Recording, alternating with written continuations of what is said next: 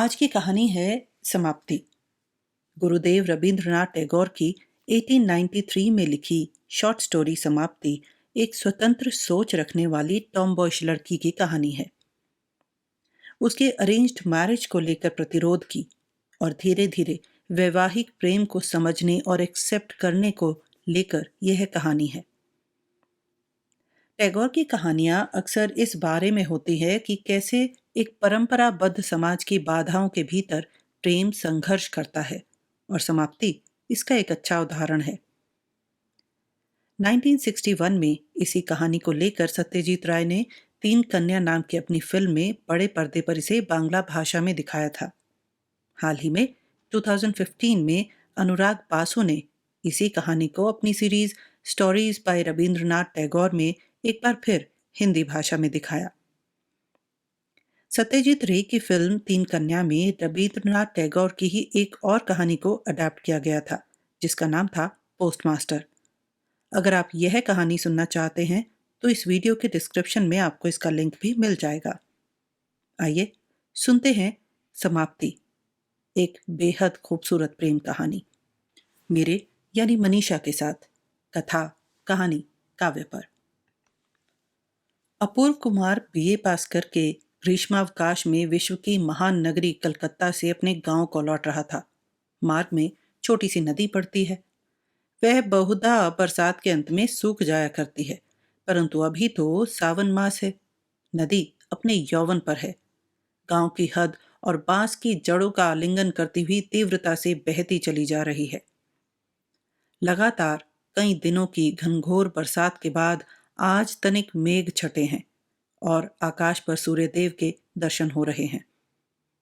नौका पर बैठे हुए अपूर्व कुमार के हृदय में बसी हुई प्रतिमा यदि दिखाई देती तो देखते कि वहां भी इस नवयुवक की हृदय सरिता नववर्षा से बिल्कुल तट तक भर गई है और सरिता का जल ज्योति से झिलमिल झिलमिल और वायु से छप छप कर रहा है। नौका यथास्थान घाट पर लगी है। नदी के उस तट पर से वृक्षों की आड़ में से अपूर्व के घर की छत स्पष्ट दिखाई दे रही है। घर पर किसी को खबर नहीं कि अपूर्व शहर से लौट रहा है, अतः घर पर से लिवाने के लिए कोई नहीं आया। नाविक सूटकेस उठाने के लिए तैयार हुआ तो अपूर्व ने उसे इनकार कर दिया।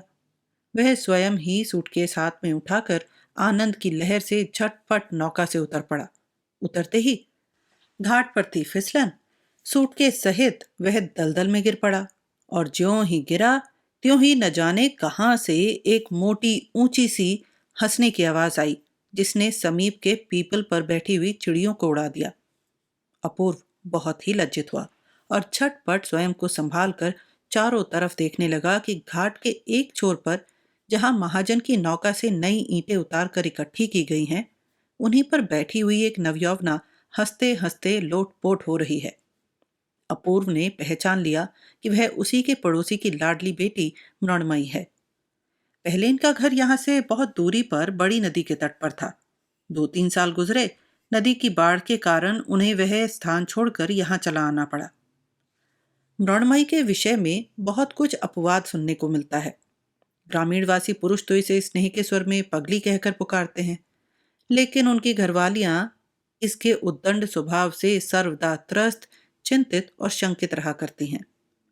गांव के छोकरों के साथ ही उसका खेल होता है, क्योंकि समवयस्क लड़कियों के प्रति उसकी अवज्ञा की सीमा ही नहीं। बालकों के राज्य में यह लड़की एक प्रकार से शत्रु पक्ष की सेना के उपद्रव के समान सी प्रतीत होती है। पिता की लाडली बिटिया ठहरी और इसीलिए वह इतनी निर्भय रहती है।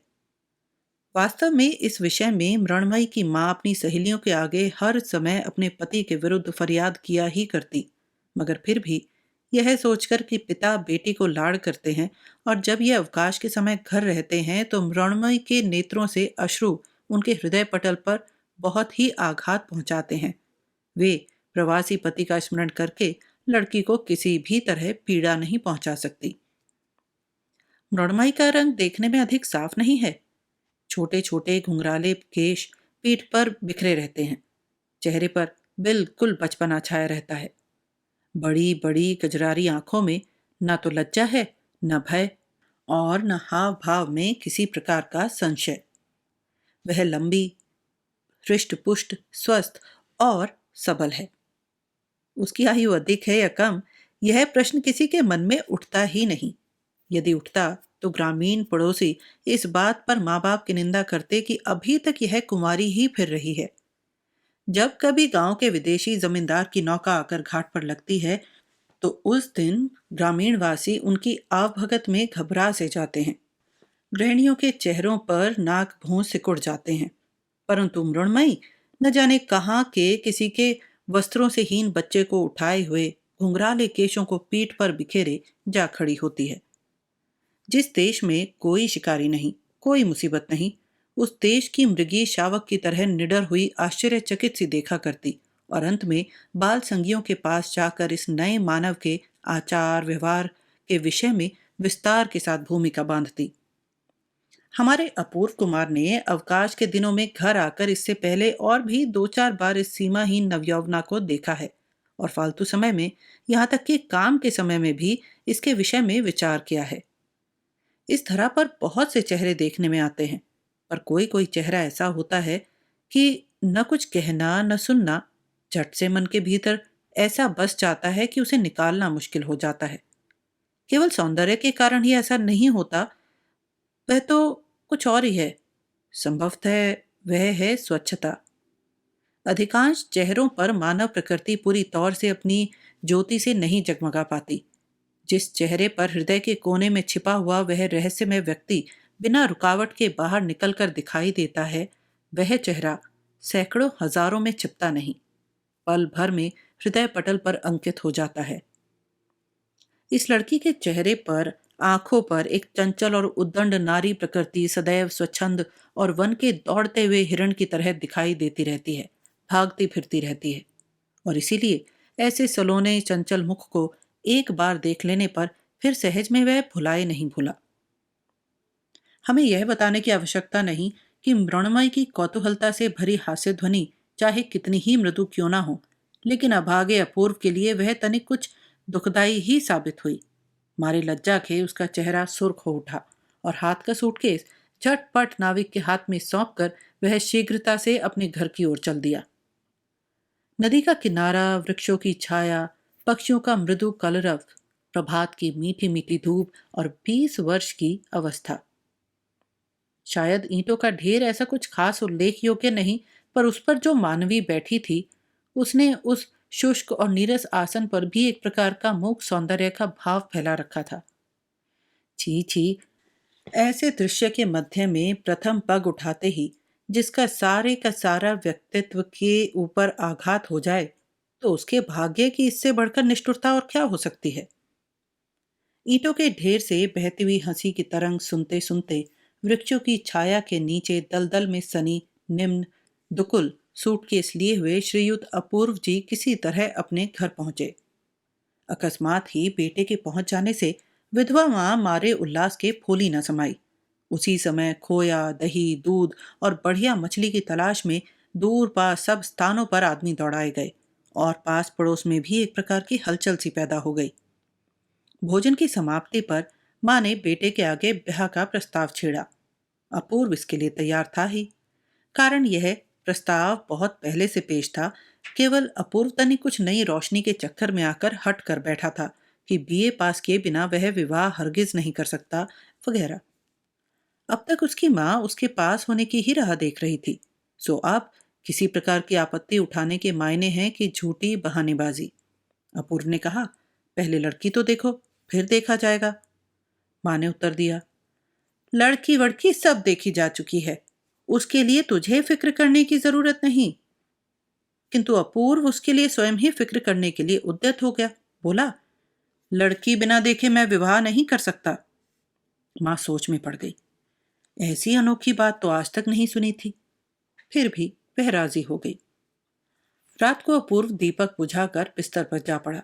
पड़ते ही बरसात यामिनी की सारी स्वर लहरी और पूर्व निस्तब्धता के उस पार से उसकी सेज पर एक उच्छ्वासित उच्च मृदु कंठ की हास ध्वनि आ आकर उसके कानों में झंकरित होने लगी। उसका अशांत मन स्वयं को बार बार निरंतर यह कह कहकर व्यथित करने लगा कि सवेरे वह जो पैर फिसल कर गिर पड़ा था, उसका किसी न किसी युक्ति से सुधार कर लेना ही चाहिए। उस नवयौवना को यह मालूम ही नहीं कि मैं अपूर्व कुमार हूँ। अचानक फिसलन पर पांव पड़ जाने से, दलदल में गिर जाने पर मैं कोई उपेक्षणीय गांव का वासी नहीं।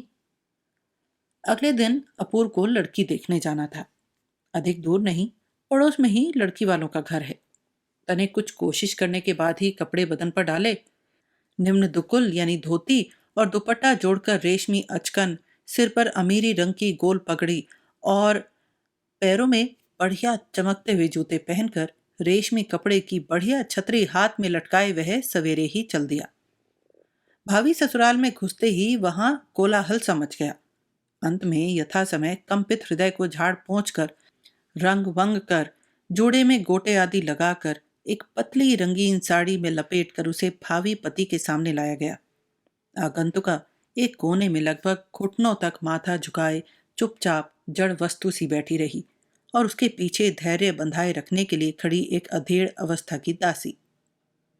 उसका एक भाई, जो कि अभी बच्चा ही था, अपने परिवार में अनाधिकार प्रवेश करने वाले इस नए व्यक्ति की पगड़ी, घड़ी की चैन और उठती हुई मूछों को बड़े ध्यान से टकटकी लगाए देखने लगा। अपूर्व ने कुछ देर तक मूछों पर हाथ फेरने के बाद अंत में गंभीरता के साथ पूछा, तुम क्या पढ़ती हो? आभूषणों के भार से दबी हुई लज्जा की गठरी में से उसे अपने प्रश्न का कोई भी उत्तर नहीं मिला। दो चार बार पूछे जाने पर और अधेड़ दासी द्वारा पीठ पर बारंबार धैर्य की थपकियां पड़ने के बाद लड़की ने बहुत ही धीमे स्वर में शीघ्रता के साथ एक ही सांस में कहकर छुट्टी पाली, कन्या बोधनी, दूसरा भाग, व्याकरण सार, भूगोल, अंक गणित और भारत का इतिहास। इतने में बाहर किसी के चलने की तेज धम धम की आवाज सुनाई दी, और दूसरे ही क्षण दौड़ती, हाँफती और पीठ पर केशों को हिलाती हुई मृणमयी वहां आ धमकी। उसने अपूर्व की ओर आंख उठाकर देखा तक नहीं, सीधी उस भावी वधू के भाई राखाल के पास पहुंची और उसके कोमल हाथ को पकड़कर खींचना शुरू कर दिया। राखाल उस समय भावी वधू को देखने में लीन था। वहां से वह किसी भी तरह टस से मस नहीं हुआ। दासी अपनी संयत कंठ की मृदुता की भरसक रक्षा करते हुए यथासाध्य तीव्रता के साथ मृणमयी को धिक्कारने लगी। अपूर्व अपनी सारी की सारी मौनता और यश को एकत्रित करके पगड़ी बंधे माथे को ऊंचा करके बैठा रहा और उदर के पास लटकती हुई घड़ी की चैन को हिलाने लगा। अंत में मृणमयी ने जब देखा कि उसका साथी किसी भी तरह विचलित नहीं हो रहा, तब उसने उसकी कमर पर जोर का मुक्का जमा दिया और लगे हाथों भावी वधू के माथे से घूंघट उघाड़कर वह आंधी के वेग के समान जिस प्रकार आई थी उसी प्रकार भाग गई। दासी मन मार कर रह गई और भीतर ही भीतर घुमड़ कर गरजने लगी। राखाल अचानक घूंघट के हट जाने से एकाएक खिलखिला पड़ा। इस खुशी में कमर पर पड़े मुक्के की चोट को भी उसने महसूस नहीं किया, कारण ऐसा लेन देन अक्सर हुआ ही करता है। इससे किसी प्रकार आज नवीनता नहीं थी। इसके लिए एक दृष्टांत ही बहुत है। एक दिन की बात है, मृणमयी के केश तब पीठ तक बढ़े थे। राखाल ने अचानक पीछे से आकर कैंची से उसके बाल काट दिए। इस पर मृणमयी को बहुत क्रोध आया और उसने चट से राखाल के हाथ से कैंची छीनकर अपनी शेष केश बड़ी निर्दयता से कतर कतर कर उसके मुंह पर दे मारे। मृणमयी के घुंघराले केशों के गुच्छे डाली से गिरे हुए काले अंगूरों के गुच्छों की तरह धरा पर गिर पड़े। इन दोनों में शुरू से ही इस प्रकार की प्रणाली प्रचलित थी। इसके बाद वह शांत सभा अधिक देर तक न चल सकी। गठरी से बनी भावी वधू अपने को बड़ी कठिनता से लंबी बनाकर दासी के साथ घर के भीतर चली गई। अपूर्व अपनी मूंछों पर हाथ फेरता हुआ उठ खड़ा हुआ। बाहर जाकर देखा कि उसका बढ़िया नया जूता वहां से गायब है। बहुत प्रयत्न करने पर भी इस बात का पता नहीं लगा कि जूते कौन ले गया और कहाँ गए। घर वाले सभी बड़े परेशान से हुए और अपराधी के नाम पर अपशब्दों की बौछारें होने लगी। जब किसी प्रकार भी जूतों का पता नहीं लगा, तो अंत में विवश होकर घर के मालिक की फटी पुरानी ढीली चट्टी पहनकर पतलून पगड़ी से सुसज्जित अपूर्व गांव के कीचड़ वाले रास्ते को बहुत सावधानी के साथ पार करता हुआ घर की ओर चल दिया। तालाब के किनारे सुनसान पथ पर पहुंचते ही सहसा फिर उसे वही जोर का परिहासात्मक स्वर सुनाई दिया, मानो वृक्ष और पल्लवों की ओट में से कौतुक प्रिया बन देवी ही अपूर्व की उस पुरानी चट्टियों को देखकर एकाएक हंस पड़ी हो। अपूर्व कुछ लज्जित सा होकर ठिठक गया और इधर उधर दृष्टि फेंक कर देखने लगा। इतने में सघन झाड़ियों में से निकलकर किसी निर्लज अपराधिनी ने उसके सामने नए जूते रख दिए और चट से बाहर जाने के लिए उद्यत हुई कि अपूर्व ने उसके दोनों हाथ पकड़कर अपनी कैद में ले लिया। मृण्मयी ने यथाशक्ति टेढ़ी तिरछी होकर पूरी शक्ति का प्रयोग करके भागने का बहुत प्रयत्न किया, लेकिन सब व्यर्थ। घुंघराले केशों से घिरे हुए उसके गोल मटोल चेहरे पर सूर्य की किरणें वृक्षों की डालियों और पल्लवों में छन छन कर पड़ने लगी। कौतूहलता से वशीभूत होकर कोई पथिक जिस प्रकार दिवाकर की किरणों से चमकती हुई स्वच्छ चंचल निर्झरणी की ओर झुककर टकटकी लगाए उसकी तली को देखता रहता है, ठीक उसी तरह अपूर्व ने मृण्मयी के ऊपर उठे चेहरे पर तनिक झुककर उसकी खंजन सी चंचल आंखों के भीतर गहरी दृष्टि फेंक कर देखा और फिर बहुत धीमे से उसे अपनी मुट्ठी के बंधन से मुक्त कर दिया। अपूर्व क्रोधित मुद्रा में मृण्मयी को कुछ पकड़ कर मारता तो उसे तनिक भी अचंभा न होता, किंतु इस प्रकार सुनसान पथ में इस अनोखी सजा का वह कुछ अर्थ ही न समझ सकी। नर्तन करती हुई प्रकृति नटी के नुपुरों की झंकार की भांति फिर वही हास्य ध्वनि उस नीरव पथ में गूंज उठी और चिंतातुर अपूर्व धीरे धीरे पग उठाता हुआ घर की ओर चल दिया। अपूर्व उस दिन अनेक प्रकार के बहाने बना बनाकर ना तो घर के अंदर गया और ना माँ से भेंट की। किसी के यहाँ भोज का निमंत्रण था, वहीं खा आया। अपूर्व जैसा पढ़ा लिखा और भावुक नवयुवक एक मामूली पढ़ी लिखी लड़की के मुकाबले अपने छिपे हुए गौरव का बखान करने और उसे आंतरिक महत्ता का पूर्ण परिचय देने के लिए क्यों इतना आतुर हो उठा, यह समझना बहुत कठिन है। एक निरीह गांव की चंचल बाला ने उसे मामूली नवयुवक समझ ही लिया तो क्या हो गया, और उसने पल भर के लिए अपूर्व का परिहास करके और फिर उसके अस्तित्व को किसी ताक पर रखकर राखाल नाम के अबोध बच्चे के साथ खेलने की इच्छा प्रकट की, तो उसमें अपूर्व का बिगड़ ही क्या गया। इन बच्चों के सामने उसे प्रमाणित करने की आवश्यकता ही क्या है कि वह विश्वदीप मासिक पत्र में पुस्तकों की समालोचना लिखा करता है और उसने सूटकेस में एसेंस, जूते, रुबनी के कैम्फर, पत्र लिखने के रंगीन कागज और हारमोनियम शिक्षा पुस्तक के साथ एक पूरी लिखी हुई प्रेस कॉपी यामिनी के गर्भ में भावी उषा की तरह प्रज्वलित होने की राह देख रही है, पर मन को समझना कठिन है। कम से कम इस देहाती चंचल लड़की के सामने श्री अपूर्व कुमार बीए हार मानने के लिए किसी प्रकार भी तैयार नहीं। संध्या को अपूर्व जब घर के भीतर पहुंचा तो उसकी मां ने पूछा, क्यों रे, लड़की देख आया? कैसी है, पसंद है ना? अपूर्व ने कुछ लजाते हुए उत्तर दिया, हाँ देख तो आया माँ, उनमें से मुझे एक ही लड़की पसंद है। माँ ने तनिक कुछ आश्चर्यचकित स्वर में पूछा, तूने कितनी लड़कियां देखी थी वहां? अंत में 2-4 प्रश्नोत्तर के बाद माँ को मालूम हुआ कि उसके लड़के ने पड़ोसन शारदा की लड़की मृण्मयी पसंद की है। इतना पढ़ लिख कर भी यह पसंद? परिणाम यह निकला कि कमबख्त अड़ियल टट्टू की तरह गर्दन टेढ़ी करके कुछ पीछे को उठकर कह बैठी, मैं ब्याह नहीं करूंगी, जाओ। इस पर भी उसे ब्याह करना ही पड़ा। उसके बाद अध्ययन शुरू हुआ। अपूर्व की माँ के घर जाकर एक ही रात में मृण्मयी की अपनी सारी दुनिया ने बेड़ियां पहन ली। सास ने वधू का सुधार आरंभ कर दिया। बहुत ही कठोर मुद्रा बनाकर उससे बोली, देखो बेटी, अब तुम नन्ही बच्ची नहीं रही, हमारे घर में ऐसी बेहयाई नहीं चलेगी। सास ने इस बात को जिस भाव से कहा, मृण्मयी ठीक उसे उसी रूप में न समझ सकी। उसने विचारा कि इस घर में यदि न चले तो शायद कहीं दूसरी जगह जाना पड़ेगा। मध्याह्न के बाद वह घर में नहीं दिखाई दी। कहाँ गई शोर मच गया। ढूंढ शुरू हुई। अंत में विश्वासघातक राखाल ने उसके गुप्त स्थान का पता बताकर उसे कैद करवा ही दिया। वह बड़ वृक्ष के नीचे श्री राधाकांत जी के टूटे रथ में जाकर छिप गई थी। सब ही के सामने माँ ने और पास पड़ोस की गृह स्त्रियों ने उसे कितना डांटा, फटकारा और लज्जित किया, इसकी कल्पना आप स्वयं ही बना लें तो अच्छा हो। रात्रि को खूब घनघोर घटाएं छा गई और रिम झिम मेह बरसने लगा। अपूर्व ने धीरे से मृण्मयी के पास शैया पर जाकर उसके कान में धीमे स्वर में कहा, मृणमयी, क्या तुम मुझे प्यार नहीं करती? मृणमयी ने तत्काल ही कड़क उत्तर दिया, नहीं, मैं तुमसे हरगिज प्यार नहीं करती। मानो उसने सारी गुस्से की पोटली अपूर्व के माथे पर दे मारी। अपूर्व ने खिन्न स्वर में पूछा, क्यों? मैंने तुम्हारा क्या बिगाड़ा है?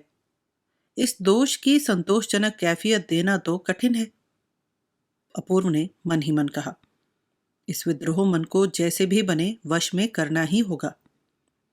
अगले रोज सास ने मृणमयी के विद्रोह भाव के सब लक्षण देखकर उसे अंदर के कोठे में बंद कर दिया। पिंजड़े में फंसी नई चिड़िया की तरह पहले तो वह कोठे के अंदर फड़फड़ाती रही। अंत में जब कहीं से भी भागने का कोई मार्ग दिखाई न दिया तो हताश, क्रोध से उन्मत्त हो बिछौने की चादर की दांत से धज्जियां उड़ा दी और धरा पर औंधी गिर पड़ी और मन ही मन पिता को याद करके रोने चिल्लाने लगी। ठीक इसी समय धीरे से कोई उसके समीप जाकर बैठ गया। बड़े स्नेह से उसके धूल धूसरित केशों को कपोलों पर से एक और हटा देने का प्रयत्न करने लगा। मृणमयी ने बड़े जोर से अपना सिर हिलाकर उसका हाथ हटा दिया। अपूर्व ने उसके कानों के पास अपना मुंह ले जाकर बहुत ही कोमल स्वर में कहा, मैंने चुपके से द्वार खोल दिया है, चलो अपने पीछे के बगीचे में आ जाएं। मृणमयी ने जोर से सिर हिलाते हुए कहा, नहीं। अपूर्व ने उसकी ठोड़ी पकड़कर उसका मुंह ऊपर को उठाना चाहा और बोला, एक बार देखो तो सही कौन आया है। राखाल धरा पर औंधी लेटी मृणमयी को घूरता हुआ हतबुद्धि ही द्वार पर खड़ा था। मृणमयी ने बिना मुंह उठाए ही अपूर्व का हाथ झटक कर अलग कर दिया। अपूर्व ने कहा, देखो, राखाल तुम्हारे साथ खेलने आया है, इसके साथ खेलने नहीं जाओगी? उसने कुपित स्वर में कहा, नहीं। राखाल ने भी देखा कि मामला कुछ संगीन है। वह किसी प्रकार वहां से निकल जान बचाकर भाग गया। अपूर्व चुपचाप बैठा रहा। अब मृणमयी अश्रु बहाकर सो गई। तब वह चुपके से उठा और द्वार की सांकल चढ़ा दबे पांव वहां से चल दिया। इसके अगले ही रोज मृणमयी को पिता की एक चिट्ठी मिली। उसमें उन्होंने प्राण प्यारी बेटी मृणमयी के ब्याह में न आने के कारण विलाप करके अंत में नव दंपत्ति को शुभाशीष दिया था। मृणमयी ने सास माँ के पास जाकर कहा, मैं पिताजी के पास जाऊंगी। सास माँ ने अनायासी वधू की इस असंभव प्रार्थना को सुनकर उसे फटकार दिया। बोली, पिता का कहीं ठौर ठिकाना भी है कि ऐसे ही पिताजी के पास जाएगी? तेरा तो हर काम दुनिया से निराला ही है। लाड़ मुझे पसंद नहीं। वधू ने कोई उत्तर नहीं दिया। अपने कमरे में जाकर उसने भीतर से द्वार बंद कर लिया और बिल्कुल निराश मानव जिस प्रकार देवी देवताओं से प्रार्थना करता है उस तरह वह कहने लगी, पिताजी, तुम मुझे ले जाओ मुझे यहां से। यहां मेरा कोई नहीं है, मैं यहां जीवित न रह सकूंगी। अधिक रात चले जाने पर जब उसके पति निद्रा में खो गए तब वह चुपके से द्वार खोलकर बाहर चल दी। वास्तव में बीच बीच में मेघों की गर्जन सुनाई देती थी, फिर भी बिजली की रोशनी में रास्ता दिखाई देने लायक काफी रोशनी थी। पिताजी के पास जाने के लिए कौन से रास्ते को पकड़ना चाहिए मृणमयी को कुछ भी पता न था। उसे तो केवल इतना विश्वास था कि जिस रास्ते में पत्रवाहक डाक लेकर जाते हैं उसी मार्ग से दुनिया के किसी भी ठिकाने पर पहुंचा जा सकता है। मृणमयी भी उसी रास्ते पर चलती रही। चलते चलते उसके शरीर का चूरा हो गया। रात्रि का लगभग अंतिम पहर भी खत्म हो चला। सुनसान वन में जबकि दो चार पक्षी पंख हिला हिलाकर अनिश्चित स्वर में बोलना चाहते थे और समय का पूर्ण निर्णय न कर सकने के कारण दुविधा में फंसकर चुप रह जाते थे, उस समय मृणमयी सड़क के किनारे नदी के तट पर के बाजार में पहुंची। इसके बाद वह विचार कर रही थी कि अब किस ओर चलना चाहिए। इतने में उसे परिचित झम झम शब्द सुनाई दिया। थोड़ी देर में कंधे पर चिट्ठियों का थैला लटकाए हांफता हुआ पत्रवाहक खट आ पहुंचा। मृणमयी जल्दी से उसके पास जाकर करुण स्वर में बोली, कुशीगंज में पिताजी के पास जाऊंगी, तुम मुझे साथ ले चलो ना। उसने उत्तर दिया, कुशीगंज कहाँ है, इसका मुझे नहीं मालूम। छोटा सा उत्तर देकर वह घाट पर जा पहुंचा और घाट पर बंधी हुई डाक की नौका में बैठकर नाविक को जगाकर नौका खुलवा दी। उस समय उसे किसी पर दया करने या पूछताछ करने की फुर्सत नहीं थी। देखते देखते बाजार और घाट सजग हो गए। मृणमयी ने घाट पर पहुंचकर एक नाविक से कहा, मुझे कुशीगंज पहुंचा सकोगे? उस नाविक ने उत्तर देने से पहले ही बगल की नौका पर से कोई बोल उठा, अरे कौन है? मृगी, बिटिया तू यहां कैसे आई? मृणमयी ने व्यग्रता से उत्तर दिया, बनमाली, मैं पिताजी के पास कुशीगंज जाऊंगी, तू मुझे अपनी नौका पर ले चल। बनमाली उसके गांव का ही नाविक था। वह उस उच्छृंखल मानवी को भली भांति पहचानता था। उसने पूछा, बाबूजी के पास जाएगी बिटिया? बड़ी अच्छी बात है, चल मैं तुझे पहुंचा दूं। मृणमयी नौका पर जा बैठी। नाविक ने नौका छोड़ दी। मेघों ने अश्रु बहाना शुरू कर दिया। सावन भादों के समान पूरी चढ़ी हुई नदी के थपेड़े नौका को जोर से हिलाने लगे। मृणमयी का सारा शरीर थकावट और नींद के मारे टूटने सा लगा। आंखें नींद से बोझिल हो गईं और वह आंचल बिछा कर लेट रही। और लेटते ही वह चंचल नवयौवना नदी के हिंडोले में प्रकृति की स्नेह छाया में पालित शिशु की तरह बेधड़क सो गई। आंख खुली तो देखा कि वह अपनी ससुराल में पड़ी सो रही है। उसे जगते देख मेहरी बड़बड़ाने लगी। उसका बड़बड़ाना सुनकर सास माँ भी आ पहुंची और जो मन में आया वह कहा। मृणमयी आंखें फाड़ फाड़ कर शांत हो उनके मुख की ओर देखती रही। अंत में सास माँ ने भी जब उसके पिता की शिक्षा पर व्यंग करना शुरू कर दिया, तब मृणमयी ने जल्दी से उठ बगल की कोठरी में घुसकर अंदर से द्वार बंद कर लिया। अपूर्व ने लाज को बिल्कुल ही ताक पर रखकर माँ से कहा, माँ, वधु को 2-4 दिन के लिए उसके घर ही भेज देने में कोई हर्ज की बात नहीं। माँ ने अपूर्व को बुरी तरह आड़े हाथों लिया। बोली, नपूते, दुनिया में इतनी लड़कियां होते हुए भी न जाने कहां से छांट छांट के ऐसी हड़जाल को मेरी छाती पर डाल दिया। इस प्रकार के कटु शब्द अपूर्व को निर्दोष होते हुए भी सुनने पड़े। उस रोज सारे दिन घर के बाहर बूंदाबांदी और अंदर अश्रु की वर्षा होती रही। अगले रोज अर्धरात्रि को अपूर्व ने मृणमयी को धीरे से जगाकर पूछा, मृणमयी, क्या तुम अपने पिताजी के पास जाना चाहती हो? मृणमयी ने चौंक कर जल्दी से अपूर्व का हाथ पकड़कर कृतज्ञ कंठ से उत्तर दिया, हाँ। तब अपूर्व ने चुपके से कहा, तो चलो हम दोनों चोरी चोरी भाग चलें। मैंने घाट पर नौका प्रबंध कर रखा है। मृणमयी ने इस बार कृतज्ञ दृष्टि से अपूर्व की ओर देखा और उसके बाद तत्काल ही उठ कपड़े बदल चलने के लिए उद्यत हो गई। अपूर्व ने माँ को किसी प्रकार की फिक्र ना हो इसीलिए एक पत्र लिख कर रख दिया और रात्रि के नीरव पहर में घर से निकल पड़े। मृणमयी ने उस नीरव और शांत अंधेरी में पहली ही बार अपने मन से पूर्ण अवस्था एवं विश्वास के साथ पति का हाथ पकड़ा। उसके अपने ही हृदय का उद्वेग उस स्पर्श मात्र से अपूर्व की नसों में भी संचारित होने लगा। नौका उसी रात्रि के नीरव पहर में वहां से चल दी। अकस्मात खुशी के होते हुए भी मृणमयी को बहुत जल्दी ही नींद ने आ दबाया। अगले रोज आनंद ही आनंद था। दोनों ओर कितने ही बाजार, खेत और जंगल दिखाई दे रहे थे। इधर उधर कितनी ही नौकाएं आ जा रही थी। मृणमयी उन्हें देखकर पूछने लगी, उस नौका पर क्या है? ये लोग कहाँ से आ रहे हैं? इस स्थान को क्या कहते हैं? ये सवाल ऐसे पेचीदा थे जो अपूर्व ने कभी कॉलेज की किताबों में कहीं नहीं पढ़े थे और उसके कलकत्ता जैसी महानगरी के तजुर्बे से बाहर थे। फिर भी उसके मन को संतुष्ट करने के लिए जो भी उत्तर दिए थे वे सब मृणमयी को बहुत अच्छे लगे थे।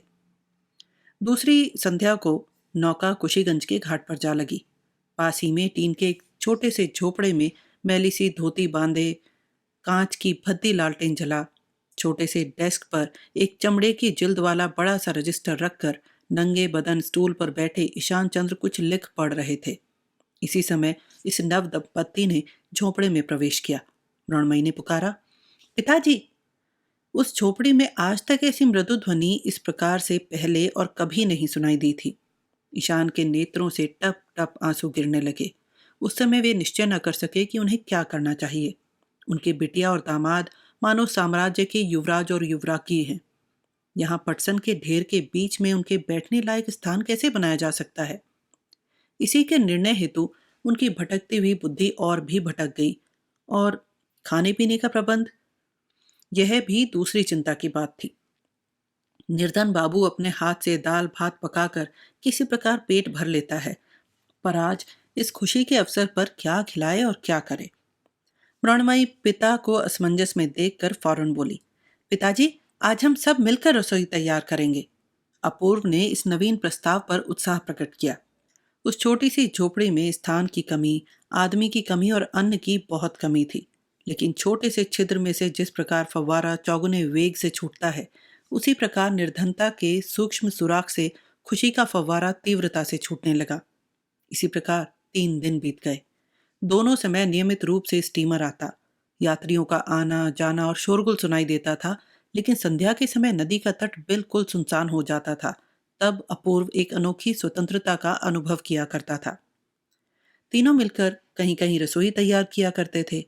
उसके बाद नई नई चूड़ियों से भरे हाथों से उसका परोसा जाना, श्वसुर और जामाता का सम्मिलित रूप से भोजन करना और नई गृहिणी के भोजन की त्रुटियों पर परिहास किया जाना, इस पर मृणमयी का अभिमान करना, इन बातों से उसका मन पुलकित हो उठता था।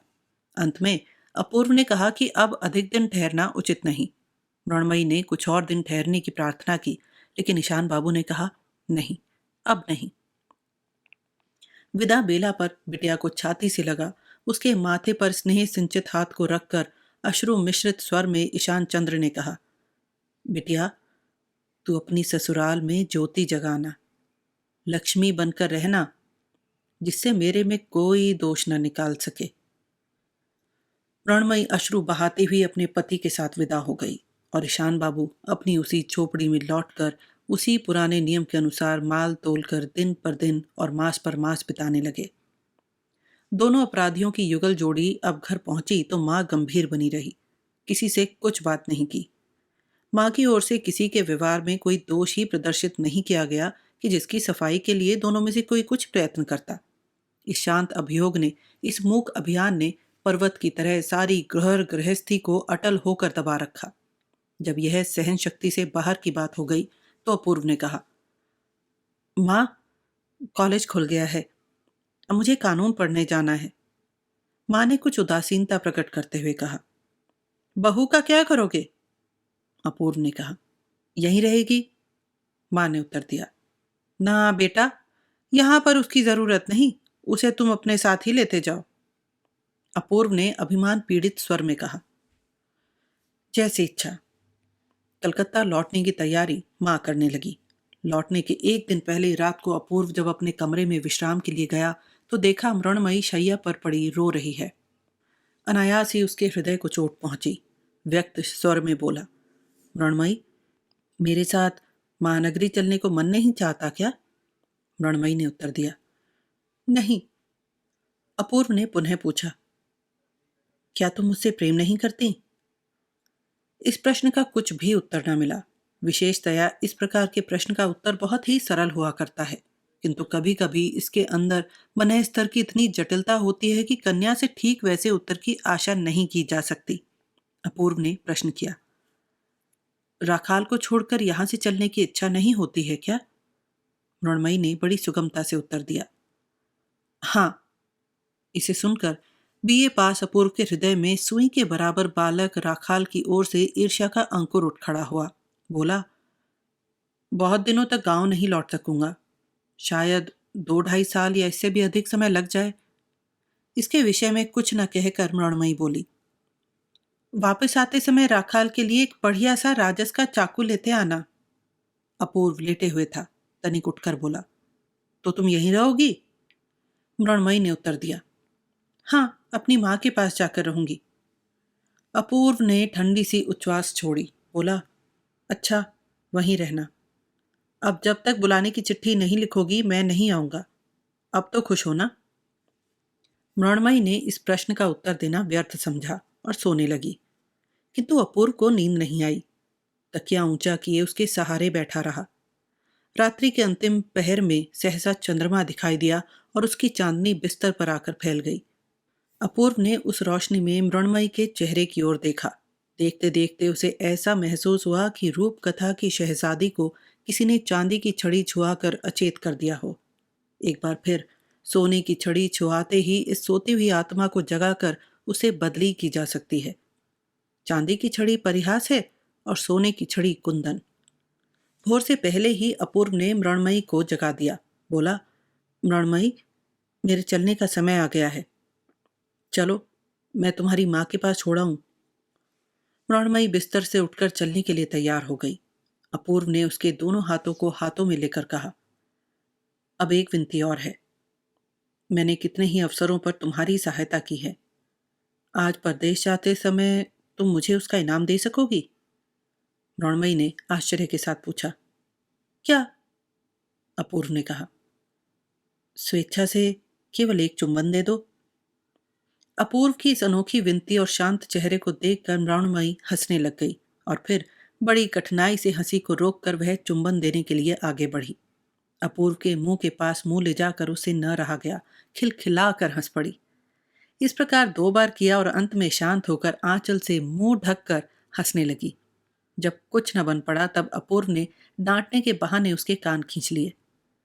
अपूर्व ने भी बड़ी भारी प्रतिज्ञा कर रखी थी कि वह जबरदस्ती से कभी भी मृणमयी से कुछ नहीं लेगा, क्योंकि इसमें वह अपना अपमान समझता था। उसकी इच्छा थी कि देवताओं के समान सगौरव रहकर स्वेच्छा से भेंट किए हुए उपहार को पाए और अपने हाथ से उठाकर कुछ भी न ले। मृणमयी फिर न हंसी। अपूर्व उसे उषा की प्रथम किरणों में निर्जन पथ से उसकी माँ के घर छोड़ आया। फिर लौटकर माँ से बोला, माँ, बहुत सोच विचार कर इस निर्णय पर पहुंचा हूं कि वधू को कलकत्ता ले जाने से पढ़ाई में बहुत नुकसान होगा, और फिर उसकी वहां कोई साथन भी तो नहीं है। तुम तो उसको अपने पास रखना नहीं चाहती, इसलिए मैं उसे उसके घर छोड़ आया हूं। इस प्रकार गर्व के चूर्ण में ही माँ पुत्र का विच्छेद हुआ। माँ के घर पहुंचकर मृणमयी को पता लगा कि अब यहाँ उसका किसी प्रकार मन ही नहीं लगता है। उस घर में जाने कौन सा परिवर्तन आ गया है कि समय काटे नहीं कटता। क्या करे, कहाँ जाए, किससे मिले, उसकी कुछ भी समझ में नहीं आया। थोड़े ही दिनों में मृणमयी को कुछ ऐसा लगने लगा कि घर बार और गांव भर में कोई आदमी ही नहीं है। अब कलकत्ता जाने को उसका मन इतना आतुर क्यों है, पहले इससे क्यों नहीं था? यह उलझन उसकी समझ में नहीं आई। उसने वृक्ष के शुष्क पत्ते के समान ही डंठल से गिरे हुए उस अतीत जीवन को आज अपनी इच्छा से अनायास ही दूर फेंक दिया। प्राचीन कथाओं से सुना जाता है कि पहले निपुण अस्त्रकार ऐसी बारीक खड़ग बना सकते थे कि जिससे आदमी को काटकर 2 टुकड़े कर देने पर भी उसे मालूम नहीं पड़ता, और जब उसे हिलाया जाता था तो उसके 2 टुकड़े हो जाते थे। विधाता की खड़ग ऐसे ही सूक्ष्म है कि कब उन्होंने मृणमयी के बचपन और जवानी के बीच वार किया, वह जान ही न सकी। आज न जाने कैसे तनिक हिल जाने से उसका बचपना जवानी से अलग जा गिरा, और तब वह आश्चर्यचकित होकर देखती ही रह गई। मायके में उसकी यह चिर परिचित कोठरी उसे अपनी नहीं मालूम पड़ी। जो मृणमयी वहां काम करती थी, अब मालूम हुआ कि यहां रहती ही नहीं। अब उसके हृदय की सारी स्मृति एक दूसरे ही घर में, दूसरे ही कमरे में, दूसरी ही शैया के आसपास गूंजती हुई उड़ने लगी। मृणमयी अब बाहर नहीं दिखाई पड़ती। उसकी हास्य ध्वनि अंदर ही घुट कर रह जाती। उसका बचपन का साथी राखाल तो उसे देखकर त्रस्त हो भाग जाता। खेलकूद की बात तो अब उसके मन में ही नहीं आती। मृणमयी ने अपनी माँ से कहा, माँ, मुझे सास माँ के घर ले चल।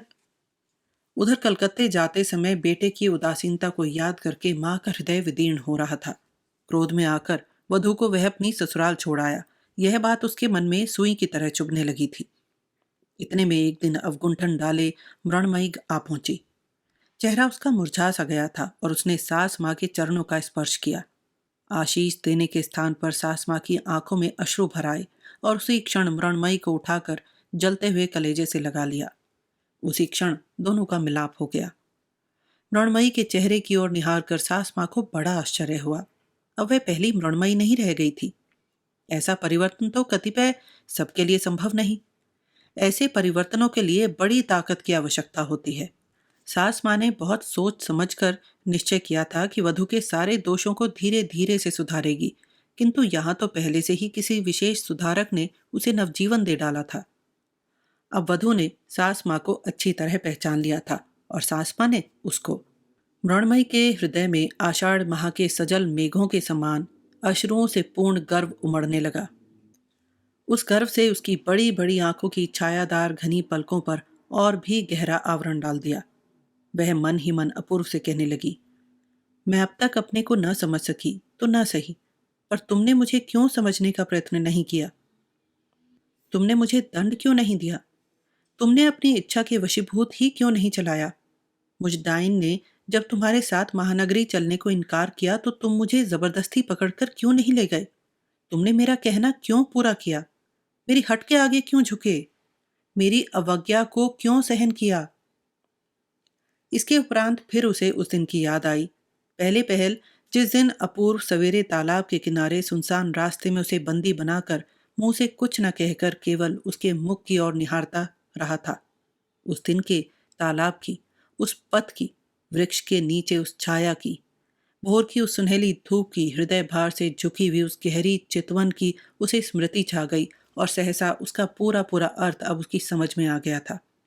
इसके उपरांत विदा की बेला पर जिस चुंबन को वह अपूर्व के होठों तक ले जाकर लौटा लाई थी, वह अधूरा चुंबन अब मरु मरीचिका की ओर तृषित मृग की तरह उत्तरोत्तर तीव्रता के साथ उन बीते हुए दिनों की ओर उड़ान भरने लगा, किंतु तृष्णा उसकी किसी प्रकार भी न मिट सकी। अब रह रहकर उसके मन में यही बातें उठा करती, यदि उस समय तो ऐसा करती, उनकी बातों का यदि ऐसा उत्तर देती, तब ऐसा करती। अपूर्व के मस्तिष्क में इस बात का बड़ा दुख रहा कि मृण्मयी ने उसे अच्छी तरह पहचाना नहीं, और मृण्मयी ने भी आज बैठे बैठे यही सोचा कि उन्होंने उसे क्या समझा होगा, क्या सोचते होंगे। अपूर्व ने उसे पाषाणी, चंचल, उद्दंड, नादान लड़की समझ लिया होगा। लबालब भरे हुए तरलामृत की धारा से अपने प्रेम तृष्णा मिटाने में उसे समर्थ नवयौवना नहीं जाना। इस वेदना से धिक्कार के मारे लज्जा में वह धारा में धसी जा रही थी, और प्रियतम के चुंबन और सुहाग के उस ऋण को वह अपूर्व के तकिए को दे देकर उऋण होने का प्रयत्न करने लगी। इसी प्रकार काफी दिन बीत गए। चलते समय अपूर्व कह गया था कि जब तक तुम्हारा पत्र नहीं आएगा तब तक मैं नहीं आऊंगा। मृण्मयी इसी बात को याद कर कमरे का द्वार बंद कर एक दिन पत्र लिखने के लिए बैठी। अपूर्व ने जो सुनहरी किरणों के कागज निकाल कर दिए थे, उन्हें पकड़ बैठे बैठे विचारने लगी कि क्या लिखे। बड़े यत्न के बाद हाथ जमाकर टेढ़ी मेढ़ी रेखाएं अंकित कर, उंगलियों में स्याही पोत कर, छोटे बड़े अक्षरों में ऊपर संबोधन बिना किए ही एकदम लिख दिया, तुम मुझे चिट्ठी क्यों नहीं भेजते? तुम कौन हो? घर चले आओ, और क्या होना चाहिए? वह सोचकर किसी भी निर्णय पर न पहुंच सकी। अंत में उसने कुछ विचार कर लिया। अब मुझे चिट्ठी लिखना और कैसे रहते हो सो लिखना। जल्दी आना, सब अच्छी तरह है, और कल हमारी काली गाय के बछड़ा हुआ है। इतना कहकर चिट्ठी लिफाफे में बंद कर दी और फिर हृदय के प्यार से सिंचित शब्दों में लिख दिया, श्रीयुत अपूर्व कुमार राय। प्यार चाहे कितना ही उंडेला गया हो, परंतु तो भी रेखा सीधी, अक्षर सुंदर और लिखावट सही नहीं हुई। लिफाफे पर नाम के सिवा और कुछ भी लिखना आवश्यक है। मृण्मयी इस बात से परिचित न थी। कहीं सास माँ या कोई और ना देख ले, इस भय से लिफाफे को विश्वस्त दासी के हाथ डाक में डलवा दिया। कहने की आवश्यकता नहीं कि उस पत्र का कुछ फल नहीं निकला और अपूर्व घर नहीं लौटा। माँ ने देखा कि कॉलेज बंद हो गया, फिर भी अपूर्व घर नहीं आया। सोचा अब भी वह उनसे गुस्सा है।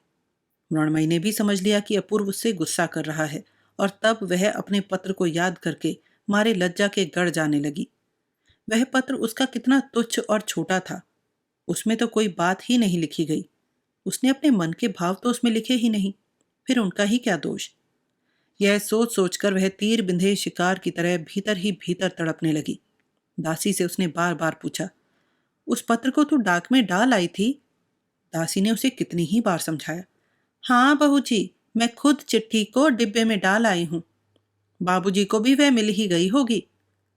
अंत में अपूर्व की मां ने मृण्मयी को पास बुलाकर पूछा, बहू, वह बहुत दिनों से घर नहीं आया।